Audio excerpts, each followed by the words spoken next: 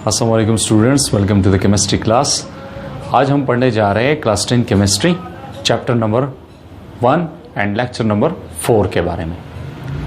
हमारे पास आज का टॉपिक है condition necessary for chemical equilibrium, और दूसरा टॉपिक है कि ऐसे कौन से मेथड्स होते हैं या वेज होते हैं, तरीके होते हैं to recognise that equilibrium has been established, कि कैसे इक्विलिब्रियम वो आ चुका है, या वो क्या तरीके हैं जिसके ज़रिए से हम ये मालूम कर सकते हैं कि एक रिवर्सिबल रिएक्शन वो इक्विलिब्रियम स्टेट में पहुंच चुका है।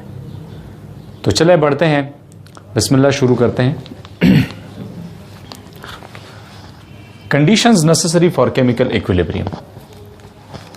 ये बात आप लोगों ने वो याद रखनी है कि जब भी कोई इक्विलिब्रियम होता है, इक्विलिब्रियम स्टेट आता है, तो ये इक्विलिब्रियम स्टेट ये बेसिकली एक क्लोज्ड कंटेनर में होता है।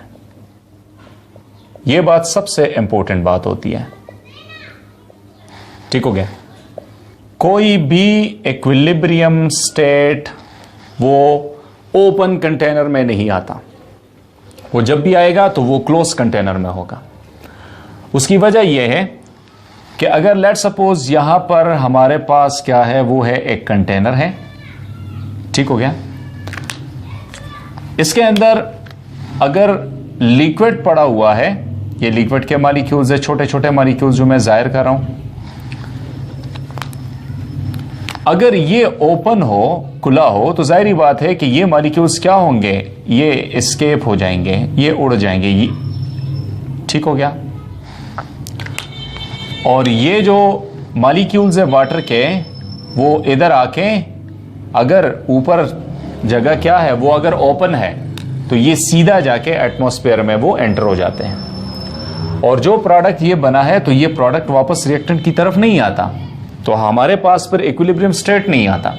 तो इसीलिए सबसे अहम बात ये होनी चाहिए कि सिस्टम हमारे पास क्या हो, वो हो एक क्लोज कंटेनर हो, क्योंकि क्लोज कंटेनर अगर मैं इस कंटेनर को बंद कर दूं, ठीक हो गया, तो क्या होगा कि जितने मॉलिक्यूल्स ऊपर की तरफ गए हैं, कुछ टाइम के बाद ये मॉलिक्यूल्स वापस आके इस सरफेस के ऊपर क्या होंगे, इस सरफेस के ऊपर गिरेंगे। तो इसका मतलब ये है कि यहां पर 2A सिस्टम होता है, यानी कि रिएक्टेंट जो है वो प्रोडक्ट की तरफ जा रहा है, इधर आ रहा है, ये हमारे पास है प्रोडक्ट है, और ये हमारे पास क्या है, वो रिएक्टेंट है। और प्रोडक्ट से कुछ मॉलिक्यूल्स क्या होते हैं, वो वापस रिएक्टेंट की तरफ आ रहे होते हैं। किसी भी रिएक्शन में जब ये double fish hook arrow mention की जा चुकी होती है और रिएक्टेंट प्रोडक्ट उसमें मौजूद होता है, तो ये समझे कि ये सिस्टम हमारे पास क्या है, एक इक्विलिब्रियम स्टेट में। तो सबसे इंपॉर्टेंट बात यह है कि कोई भी रिवर्सिबल रिएक्शन जब इक्विलिब्रियम स्टेट पे आता है तो वो सिर्फ और सिर्फ क्लोज कंटेनर पे ही पॉसिबल होता है। दूसरा पॉइंट यह है कि किसी भी रिवर्सिबल रिएक्शन जो कि एक इक्विलिब्रियम स्टेट पे होता है, उसमें सबसे अहम बात यह होनी चाहिए कि उसके कुछ चीज़ें क्या हो, वो कांस्टेंट हो, यानी कि ये चीज़ें इधर कांस्टेंट होनी चाहिए। अगर ये कांस्टेंट ना हो तो फिर वो सिस्टम इक्विलिब्रियम में नहीं रहता। जैसे कि हमारे पास क्या आता है, नंबर 1 दैट इज कंसंट्रेशन, यानी कि रिएक्टेंट और प्रोडक्ट जो है उसकी मकदार इक्विलिब्रियम पे क्या होनी चाहिए, वो कांस्टेंट होनी चाहिए। कांस्टेंट से मुराद ये है कि unchanged with the passage of time, जब वक्त गुजरता है तो वक्त गुजरने के साथ साथ उसकी मकदार में कोई चेंज वाक़ई नहीं होता। जैसे कि हमारे पास ये है एक मॉलिक्यूल है जिसको कहा जाता है एमोनियम हाइड्रोक्साइड, ठीक हो गया। अब ये एमोनियम हाइड्रोक्साइड, इसको अगर मैं पानी में डाल दूं तो ये मुझे देता है एमोनियम आयन, और साथ में देगा हाइड्रोक्सल आयन देगा, ठीक हो गया। अब इसको नोट करें कि कुछ टाइम के बाद यही एमोनियम आयन हाइड्रोक्सल आयन क्या होते हैं, वो वापस आके एमोनियम हाइड्रोक्साइड बनाता है।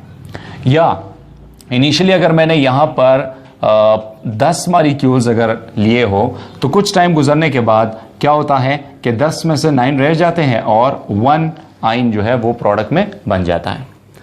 तो रिएक्टेंट और प्रोडक्ट दोनों इस रिवर्सिबल रिएक्शन में मौजूद है। अगर रिएक्टेंट मौजूद ना हो और सिर्फ प्रोडक्ट ही मौजूद हो तो फिर स्ट्रॉन्ग इलेक्ट्रोलाइट्स होंगे। स्ट्रॉन्ग इलेक्ट्रोलाइट्स के लिए रिवर्सिबल क्या है, इक्विलिब्रियम स्टेट नहीं आता, सिर्फ वीक इलेक्ट्रोलाइट के लिए आता है।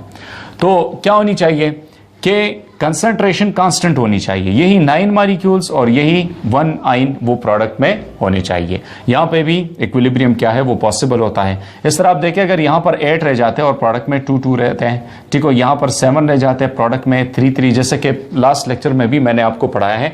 तो कंसंट्रेशन, अगर इक्विलिब्रियम पे कंसंट्रेशन क्या होती है वो कांस्टेंट होती है। रिएक्टेंट में 8 मॉलिक्यूल्स ये रहेंगे और 2 जो है वो क्या होंगे, आइंस इसके बनेंगे, या 7 इधर रहेंगे, 3 इसके प्रोडक्ट में आइंस बनेंगे। तो ये ऐसा नहीं है कि जैसे कि व्हाट्सएप पे भी एक स्टूडेंट ने मेरे से क्वेश्चन किया कि सर यहां पर तो 8 मॉलिक्यूल्स है और प्रोडक्ट में 2 है सर, तो ये कैसे मतलब है इक्विलिब्रियम स्टेट? इक्विलिब्रियम उसे नहीं कहता है। इक्विलिब्रियम वो स्टेट होता है कि जो ही मैं अमोनियम हाइड्रोक्साइड को पानी में फेंकूं तो वो उसका रिएक्शन स्टार्ट हो जाता है, कुछ टाइम के बाद ये रिएक्शन स्टॉप कर देता है। तो स्टॉप किस पॉइंट पे आता है? क्या 9 पे स्टॉप होता है, क्या 8 पे स्टॉप होता है, क्या 7 पे स्टॉप होता है? इसकी जितनी भी टेंडेंसी थी वो हो गई। अब मजीद जो है ये आगे आइंस में कन्वर्ट नहीं होता। तो हम कहते हैं कि कंसंट्रेशन क्या हो गई, वो कांस्टेंट आ गई। रिएक्टेंट में 8 मॉलिक्यूल्स रह गए और प्रोडक्ट में क्या है वो 2 आइंस बन गए, यानी कि 2 मॉलिक्यूल्स वो आइंस में ही कन्वर्ट हो गए। तो concentration at equilibrium should be what, constant. वहां पे कांस्टेंट होनी चाहिए। अच्छा, अगर यहां पे कंसंट्रेशन को डिस्टर्ब किया जाए, यानी कि मैं अगर यहां पर एक और मिसाल आपको दूं कि हर चीज जो है वो यहां पर कांस्टेंट होनी चाहिए, पहले इसकी तरफ आते हैं। सेकंड ये हमारे पास है कि प्रेशर भी सिस्टम का क्या होगा, वो रिमेन कांस्टेंट होगा। इस तरह आप ये देखें, वॉल्यूम इस सिस्टम का क्या होगा, वो भी कांस्टेंट होगा, ठीक है। इसी तरह 4 नंबर, अगर हम कैटलिस्ट की बात करें तो कैटलिस्ट अगर किसी सिस्टम में यूज होता है तो वो इक्विलिब्रियम पोजीशन को चेंज नहीं कर सकता, यानी कि इक्विलिब्रियम को डिस्टर्ब नहीं कर सकता, बल्कि उसकी रिएक्टेंट और प्रोडक्ट की स्पीड को क्या कर देते हैं, वो इंक्रीज कर देते हैं। तो इसका क्या होता है, नो इफेक्ट, वो इक्विलिब्रियम पे इसका असर नहीं होता। तो ये बात जरूर याद रखनी चाहिए कि ये 4 चीजें ऐसी हैं जो कि इक्विलिब्रियम पे हमारे पास ये चीजें कांस्टेंट आनी चाहिए। अगर कंसंट्रेशन है, जिस तरह का फर्स्ट एग्जांपल मैंने दिया, एक सेकंड और भी देता हूं, A+B है, ये रिएक्शन करके C+D बनाता है और ये वापस रिएक्ट करके A+B बनाता है। अगर मैं यहां से इसको मैं हटा दूं, इसका मतलब है कि मैंने सिस्टम को डिस्टर्ब कर दिया, अब तो इक्विलिब्रियम नहीं रहा। लेकिन जब कोई सिस्टम इक्विलिब्रियम में आता है और उसको आप डिस्टर्ब करते हैं कंसंट्रेशन, प्रेशर, वॉल्यूम या क्या है कि इन 3 चीजों की वजह से, तो ये बात नोट करनी चाहिए कि कुछ टाइम के बाद ये सिस्टम अपने आप को खुद वापस क्या कर देते हैं, इक्विलिब्रियम में पहुंचा देते हैं। अब यह है कि यहां पर ए रिएक्टेंट नहीं है, यहां पर कम है, सो डायरेक्शन ऑफ रिएक्शन किस तरफ होगा, वो रिवर्स की तरफ होगा। और यहां पर मजीद जो है C+D उसकी ब्रेकडाउन होगी और वापस A+B क्या होंगे, मजीद रिएक्टेंट्स के मॉलिक्यूल्स वो बनेंगे। इसी तरह अगर मैं यहां पर ए का इजाफा कर दूं तो वापस इक्विलिब्रियम किस तरफ शिफ्ट होगा, वो प्रोडक्ट की तरफ शिफ्ट होगा, क्योंकि ये सिस्टम ऑलरेडी अपने आप को क्या कर देते हैं, वो इक्विलिब्रियम पॉइंट पे वो एडजस्ट करते हैं। लेट्स सपोज एक और पॉइंट भी है, यहां पर एक इंसान खड़ा है, ठीक हो गया, और यहां पर भी एक इंसान खड़ा है। इसके पास क्या है, वो है 1 बैग है और इसके पास भी 1 बैग है, ठीक हो गया। ये आपस में क्या है, वो है इक्विलिब्रियम में है। अगर मैंने यहां पर इसको 2 बैग दिए, ठीक है, और इसके पास 1 बैग है, तो यहां सराउंडिंग में कोई और बंदा नहीं है, तो ये किसकी तरफ देखेगा, ये इसकी तरफ देखेगा कि भाई आप मेरे साथ आप हेल्प करें, क्योंकि मेरे पास 2 बैग हैं, इसमें से कुछ किताबें हैं वो आप उठा ले और कुछ मैं, तो इसकी डायरेक्शन किस तरफ होगी, वो प्रोडक्ट की तरफ होगी। तो हमेशा से जब कोई सिस्टम इक्विलिब्रियम में रहता है तो अगर उसको डिस्टर्ब किया जाए तो खुद कुछ टाइम के बाद वो अपने आप को वापस क्या कर देते हैं, इक्विलिब्रियम में पहुंचा देते हैं, ठीक हो गया। ये हमारे पास इक्विलिब्रियम की स्टोरी है। लेट्स सपोज अगर प्रेशर की मैं बात करूं, हमारे पास है नाइट्रोजन है और साथ में क्या है, वो है hydrogen gas, goes to produce, ये बना लेता है NH3। रिएक्शन इस सूरत में क्या है, वो बैलेंस है। यहां पर आप देखें, ये है 1 मोल यहां पर है और 3 मोल यहां पर है, और अगर प्रोडक्ट की बात की जाए तो वो क्या है, वो है 2 मोल है। तो रिएक्टेंट में आप देखें हमारे पास 4 मोल है और प्रोडक्ट में 2 मोल है। इसका मतलब ये है कि अगर हम इस साइड पे प्रेशर को और भी बढ़ा देते हैं तो यहां पर वॉल्यूम क्या होगा, वो डिक्रीज हो जाएगा। जैसे कि आप लोग इस 9th क्लास में चैप्टर नंबर 5 में पढ़ेंगे, एक लॉ है हमारे पास जिसको कहा जाता है बॉयल्स लॉ। तो बॉयल्स लॉ में हम लोग ये पढ़ते हैं कि जब वॉल्यूम किसी गैस का, उसके ऊपर अगर प्रेशर बढ़ा दिया जाए तो उसका वॉल्यूम क्या हो जाता है, वो डिक्रीज हो जाता है। तो प्रेशर बढ़ने से क्या होता है, वो वॉल्यूम डिक्रीज हो जाता है। तो यहां पर वॉल्यूम क्या है, वो 2 है, यहां पर वॉल्यूम क्या है, वो 4 है। तो अगर हम 4 की तरफ प्रेशर बढ़ाएंगे तो क्या होगा, डायरेक्शन ऑफ रिएक्शन प्रोडक्ट की तरफ होगा, और यहां पर क्या बनेगा, वो 2 वॉल्यूम्स के प्रोडक्ट मजीद बनेंगे। तो प्रेशर का भी एक असर होता है कि जब हम इक्विलिब्रियम पॉइंट को डिस्टर्ब करते हैं प्रेशर के हवाले से। इस तरह वॉल्यूम भी है, जैसे कि इस एग्जांपल में मैंने पेश किया, प्रोडक्ट रिएक्टेंट में 4 वॉल्यूम है, प्रोडक्ट में 2 वॉल्यूम है। अगर मैंने क्या करना है, प्रोडक्ट वाली साइड को से प्रेशर को उठाना है, तो फिर क्या होगा, डायरेक्शन ऑफ रिएक्शन जो है वो रिवर्स की तरफ होगा, और मजीद जो है उसका वॉल्यूम क्या होगा, वो बढ़ेगा। इस तरह कैटलिस्ट है, लेकिन कैटलिस्ट का वो इक्विलिब्रियम के ऊपर कोई इफेक्ट नहीं होता, सिर्फ ये होता है कि वो रेट ऑफ रिएक्शन को क्या कर देते हैं, उसको वो फास्ट कर देते हैं। तो ये हमारे पास एक कंडीशन है कि ये 4 कंडीशन ऐसी है जो कि इक्विलिब्रियम पे क्या होती है, वो कांस्टेंट ही होती है। ये था हमारे पास है वो कंडीशंस फॉर इक्विलिब्रियम है।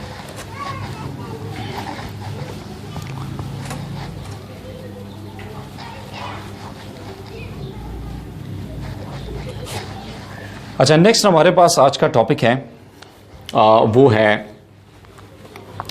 Ways to recognise the chemical equilibrium. हमारे पास टॉपिक क्या है, दे है कि वेज टू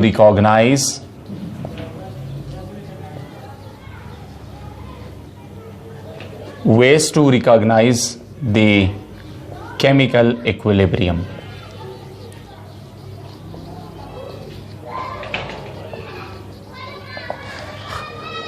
इस टॉपिक से मुराद ये है कि ऐसे कौन से तरीके होते हैं, मेथड्स होते हैं, जिसके ज़रिए से हमें ये मालूम हो जाता है कि एक सिस्टम वो इक्विलिब्रियम स्टेट में आ चुका है।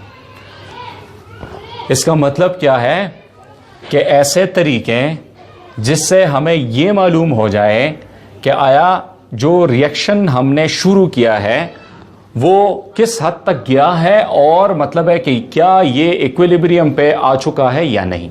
तो इसके लिए हम 2 मेथड्स इस्तेमाल करते हैं। Number 1, that is physical method.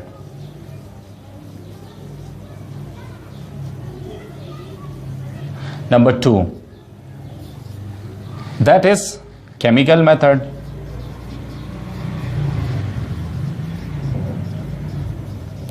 ठीक हो गया।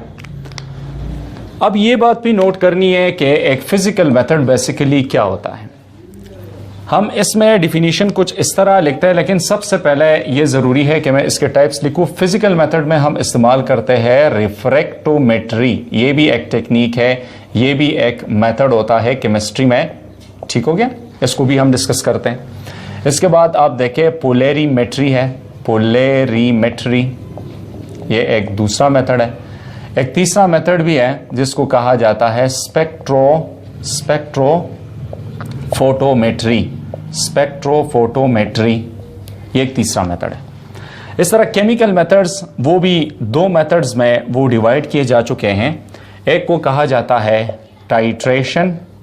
ठीक, टाइट्रेशन, इसके अंदर 2 मेथड्स आते हैं। एक को कहा जाता है टाइट्रीमेट्री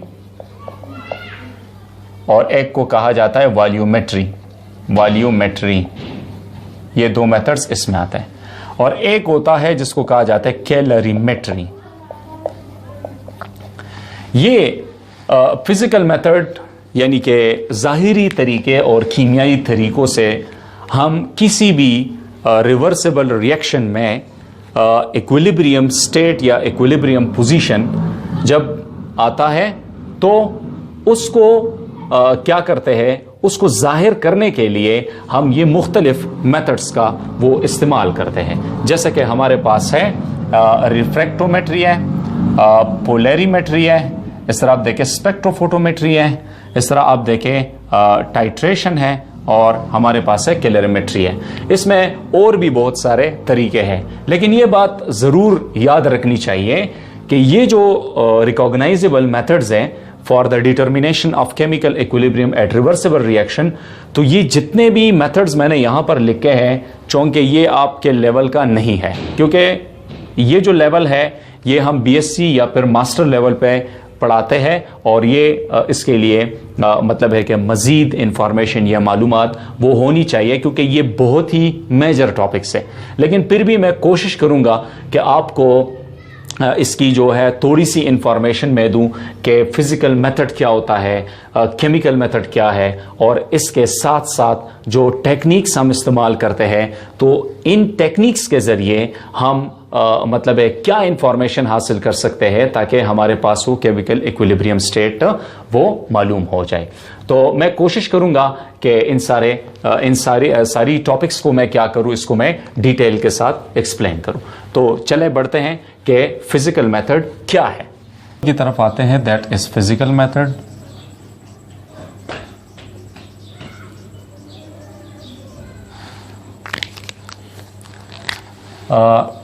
In this method, different properties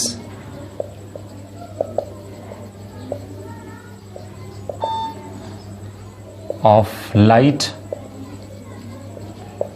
are used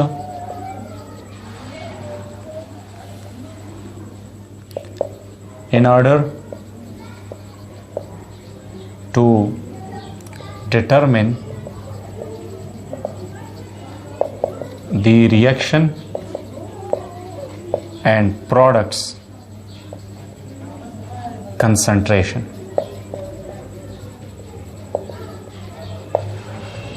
यानी कि इससे मुराद ये है कि इस तरीके में हम क्या करते हैं, मुख्तलिफ लाइट की प्रॉपर्टीज़ को यूज़ किया जाता है इस तनाजुर में ताकि रिएक्शन के अंदर प्रोडक्ट और in order to determine the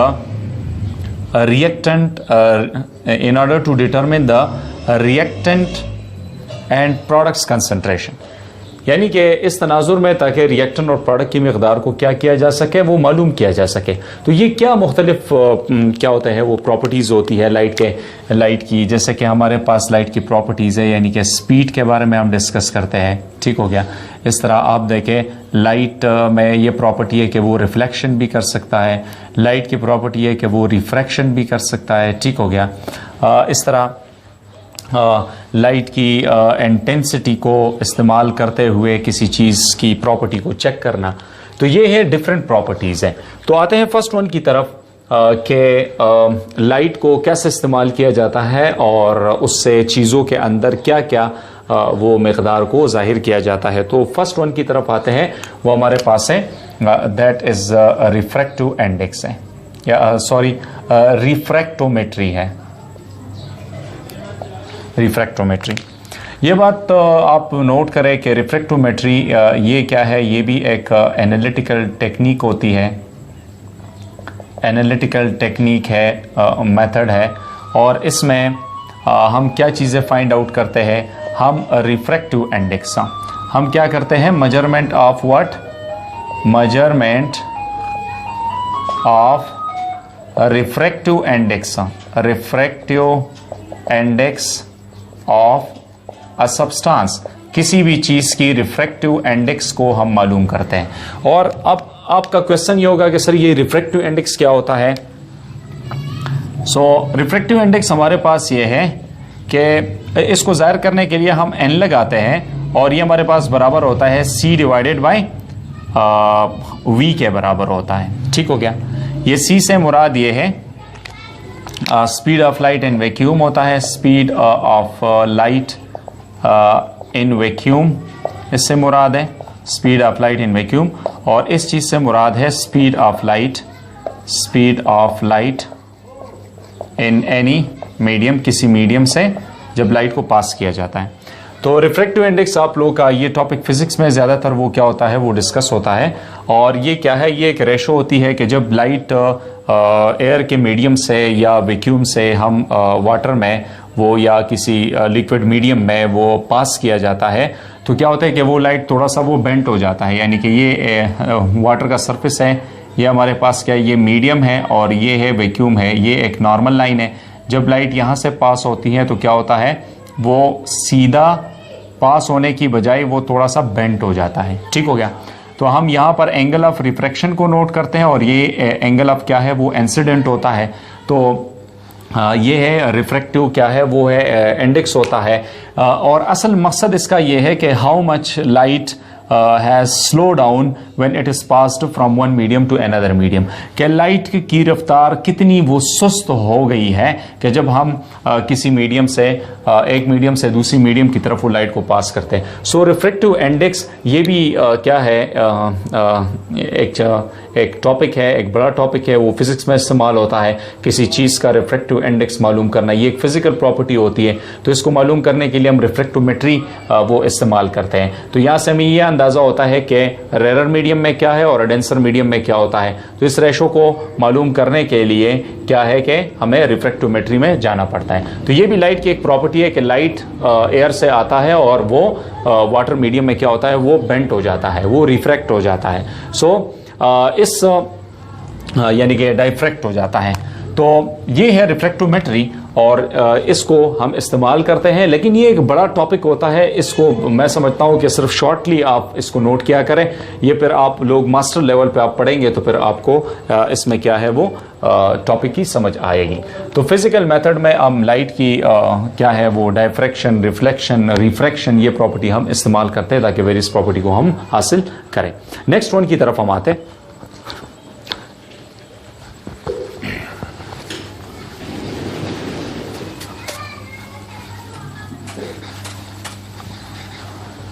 अच्छा, नेक्स्ट वन हमारे पास जो टॉपिक है वो है पोलरिमेट्री की। अगर हम बात करें तो पोलरिमेट्री ये भी क्या है, ये एक ऐसा टेक्निक होता है कि जिसमें हम ये मालूम करते हैं, हम मेजरमेंट करते हैं किस चीज़ का, हम इसमें मेजरमेंट करते हैं कि जब लाइट को क्या करते हैं, उसको जब पास किया जाता है किसी सॉल्यूशन से, और उस सॉल्यूशन में ये प्रॉपर्टी होती है कि वो लाइट को क्या कर देता है, वो रोटेट कर देता है। रोटेट दो तरह का होता है, या तो क्लॉकवाइज इसकी रोटेशन होती है, ठीक हो गया, या फिर इस रोटेशन में एंटी क्लॉकवाइज की बात आती है, एंटी क्लॉकवाइज रोटेशन होती है। तो हम ये समझते हैं कि कोई ऐसा सोल्यूशन, ऐसा कंपाउंड जिसका हमने सोल्यूशन बनाया हो, उससे जब हम लाइट को पास करते हैं और उस लाइट को रोटेट कर देता है, तो हम कहते हैं कि ये सोल्यूशन हमारे पास क्या है। इस सोल्यूशन के लिए हम एक नाम देते हैं जिसको कहा जाता है ऑप्टिकली एक्टिव। क्या? Optically active compound. सो हम ये कहते हैं कि एक ऐसा कंपाउंड जो कि लाइट को रोटेट करता है क्लॉकवाइज में या एंटी क्लॉकवाइज में, तो इस प्रॉपर्टी को कहते हैं ऑप्टिकल एक्टिविटी। और अगर कोई कंपाउंड ये प्रॉपर्टी शो करता है तो उसको हम कहते हैं कि ये ऑप्टिकली एक्टिव क्या है, वो एक कंपाउंड होता है, ठीक हो गया। तो ये पोलरिमेट्री मेथड, इसके जरिए से भी हम केमिकल इक्विलिब्रियम का वो अंदाज़ा लगा सकते हैं कि इस सोल्यूशन के अंदर अगर इसकी कंसंट्रेशन बढ़ा दी जाती है या अगर कंसंट्रेशन घटा दी जाती है, तो अगर सोल्यूशन की कंसंट्रेशन वो कांस्टेंट रहती है तो रोटेशन या क्लॉकवाइज होगी या एंटी क्लॉकवाइज होगी, या अगर इसकी कंसंट्रेशन बढ़ा देते हैं तो एंटी क्लॉकवाइज से क्लॉकवाइज की तरफ चीज़ जाएगी, या अगर कंसंट्रेशन कम कर देते हैं तो क्लॉकवाइज से एंटी क्लॉकवाइज की तरफ वो रोटेशन जाएगी। तो ये भी एक टू वे ट्रैफिक होता है और ये हम डिटरमिन करते हैं किस फील्ड में, जिसको पोलरिमेट्री कहा जाता है। नेक्स्ट वन हमारे पास जो तीसरा है जिसको कहा जाता है स्पेक्ट्रोफोटोमेट्री है, ठीक हो गया, स्पेक्ट्रोफोटोमेट्री। तो ये भी क्या है, एक एनालिटिकल टेक्निक होता है। ये भी टेक्निक है, एक ऐसा मेथड होता है जिसमें हम मेजर ये करते हैं, ये मालूम करते हैं कि द इंटरेक्शन, ठीक हो गया, स्पेक्ट्रोस्कोपी जिसे कहा जाता है। स्पेक्ट्रोफोटोमेट्री ये एक टॉपिक आता है स्पेक्ट्रोस्कोपी में। तो स्पेक्ट्रोस्कोपी में हम क्या करते हैं कि लाइट का इंटरेक्शन जब मैटर के पास हो, मैटर के साथ होता है, तो इसमें हम क्या मेजर करते हैं,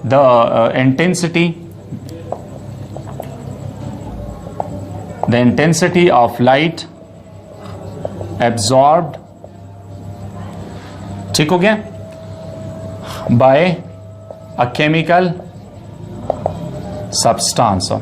कोई कीमियाई चीज जब लाइट की कुछ खास इंटेंसिटी को एब्जॉर्ब कर देता है और उस केमिकल सब्सटेंस के अंदर कोई चेंजेस प्रोड्यूस कर देता है, ये चेंजेस क्या होगी, या इलेक्ट्रॉन क्या करते हैं, एक्साइट हो जाते हैं, या मॉलिक्यूल्स वो वाइब्रेट करना शुरू कर जाते हैं, या मॉलिक्यूल्स का माबैन में जो बॉन्ड्स होते हैं वो वाइब्रेट होना शुरू हो जाते हैं, या न्यूक्लियस जो है वो रोटेशन शो कर देता है, ठीक हो गया। तो ये मुख्तलिफ किस्म की जो प्रॉपर्टीज होती है ये भी लाइट के साथ ही कंसर्न होती है, तो ये इसको भी हम फिजिकल मेथड में ही क्या करते हैं वो डिस्कस करते हैं। तो ये है हमारे पास स्पेक्ट्रोफोटोमेट्री है। फिर हमारे पास केमिकल मेथड में क्या चीज़ें होती हैं, कीमियाई तरीके क्या होते हैं। आते हैं अपनी टॉपिक की तरफ, दैट इज सेकंड वन जो टॉपिक है दैट इज केमिकल मेथड, कीमियाई तरीके। तो कीमियाई तरीके में हम क्या करते हैं कि दो मेथड्स हम इस्तेमाल करते हैं, यानी कि इसमें हम कहते हैं कि बोथ मेथड्स आर यूज्ड, दोनों मेथड्स का इस्तेमाल करते हैं। बोथ मेथड्स आर यूज्ड, किस मेथड की ये बात करें, ये असल में टाइट्रेशन, ठीक हो गया, और साथ में क्या है कैलोरीमेट्री है, कैलोरीमेट्री, ये इन दो टॉपिक्स की बात कर रहे हैं। So both methods are used, ठीक हो गया, दोनों मेथड्स का इस्तेमाल किया जाता है in order to check out that their concentration are constant,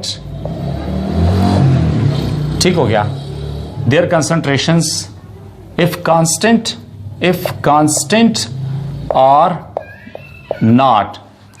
सो ये हमें शो कर देता है व्हाट एक डायनामिक इक्विलिब्रियम, यानी कि इन दोनों मेथड्स का इस्तेमाल करने के बाद क्या करते हैं कि कंसंट्रेशन हमारे पास कांस्टेंट है या नहीं। अगर कांस्टेंट है तो ये समझिए कि ये हमारे पास क्या है, एक डायनामिक इक्विलिब्रियम होता है। सो टाइट्रेशन में हम क्या डिस्कस करते हैं, टाइट्रेशन। टाइट्रेशन असल में ये एक ऐसा मेथड होता है, फर्स्ट उनकी तरफ आता है टाइट्रेशन। टाइट्रेशन का टॉपिक आप लोग प्रैक्टिकल्स में पढ़ेंगे, 10 प्रैक्टिकल्स में। ये एक ऐसा एनालिटिकल टेक्निक होता है या लैब टेक्निक होता है, एनालिटिकल टेक्निक, ठीक हो गया, जो इस्तेमाल किया जाता है to measure the concentration of an unknown compound or solution by treating unknown solution, जिसको स्टैंडर्ड सॉल्यूशन कहा जाता है, स्टैंडर्ड सॉल्यूशन। यानी कि टाइट्रेशन हमारे पास एक ऐसा एनालिटिकल मेथड होता है जिसमें हम ये मालूम करते हैं कि हमारे पास दो किस्म के सोल्यूशन बने हैं। एक वो सोल्यूशन है जिसकी मोलरिटी मालूम होती है, जैसे कि अगर मैं कहूँ कि 0.1 मोलर हमारे पास है सोडियम हाइड्रोक्साइड का सोल्यूशन है, और एक और सोल्यूशन मैंने बनवाया है जो है HCl है और इसकी मोलरिटी का मुझे पता नहीं है।